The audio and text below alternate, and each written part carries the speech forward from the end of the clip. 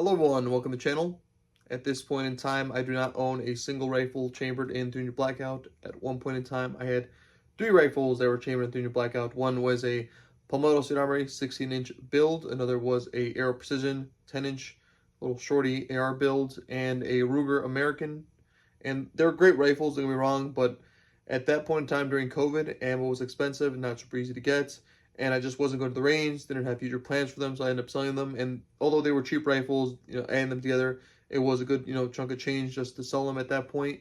And I was just going through my stuff. I saw I have some loose ammo still in 300 blackout, and I just was reminiscing on why I sold them in the first place, and I figured I'd make a video on it. Before I start rambling, I'm gonna try and be as brief and focused as possible on this. What is 300 blackout? Why it's popular? Starting with your basic 5.56 case. This is what most AR-15s are chambered in. If you get a larger projectile, let's say from a 308, you put it in that case, then in a nutshell, you get 300 blackout. There's more to it than that, but basically, if you get a heavier weight bullet, it is now subsonic.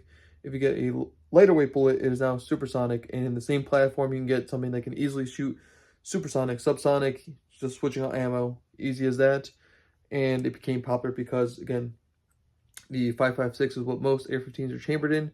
If you get a round that can use the same mags, the same bolts, and basically just the same platform, even just switching out upper different ammos you can use in the same platform, easy as that. That was very appealing to me personally. When I got my first 300 blackout, I got the upper first because I just wanted to try it out. And again, it was easy as that. Switching out the upper, now I can cycle different ammo. From buying that first 300 blackout upper till now, it's been about 6 years, and since then my mindset has really changed. Back then it was more of like a hobbyist type deal, just having fun, trying different rifles out, and not really stocking up on any one caliber. Even looking at the channel now, obviously we shoot a lot of different guns, have a lot of fun, a lot of shenanigans, but ultimately it's a lot of 9mm, a lot of 5.56. That's primarily what I stock up on and what I shoot. But just going back to just the 300 blackout, the performance, for me personally, subsonic is not the end all be all. Like as far as personal defense, that's not what I'm going to pick first. And then as far as the supersonic performance, it just can't keep up with other calibers out to distance. Even if we say 200 yards and out for 5.56 performance or 300 performance, it just can't keep up in those instances. And again, even just for other aspects, just for go hunt, every state's different. A lot of the Midwest, you can't use 300 blackout, but in the states you can or whatever. I think it's fine for whitetail deer, personal opinion. And last year, I went to go hunt hogs. At that point, I already sold my 300 blackout rifles, and I kind of just wanted something light and handy just to hunt hogs. I ended up bringing something else.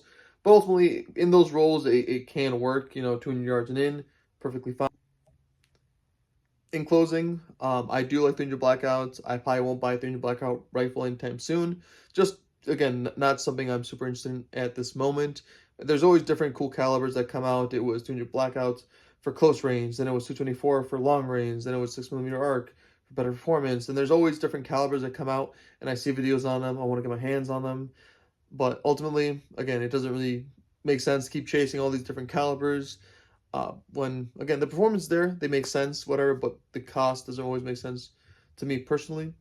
But back to your blackout, even outside like the subsonic performance, all the different supersonic loadings I tried, the Ruger American, always group very well. Regardless like what brand or what ammo I was trying, like this stuff, like incredible groups for what is to be like the Ruger American.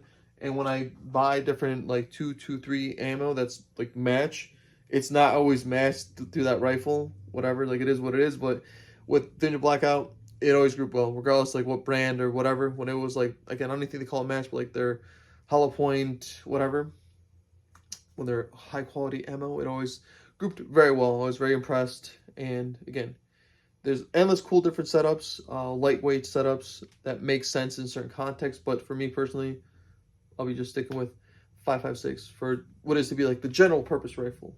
Thank you for making it to the end of the video. If you disagree with any of my opinions, let me know. I can make response videos. I'm not gonna get like upset. There's all been opinion. If you disagree, let me know. But ultimately, I sold my 300 blackout rifles because they were just never gonna be my go-to rifle. I was always gonna pick a 5.56 over them, in other roles where I wanted something like compact and whatever subsonic performance, I could have switched to pistol caliber carbine.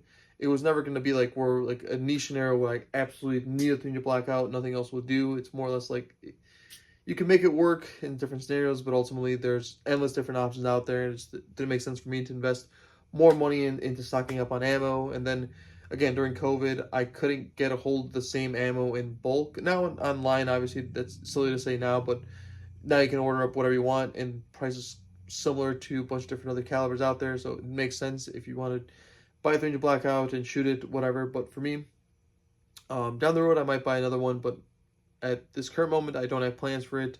I have plans for other stuff going in the future, but that's from the video. Thanks for watching.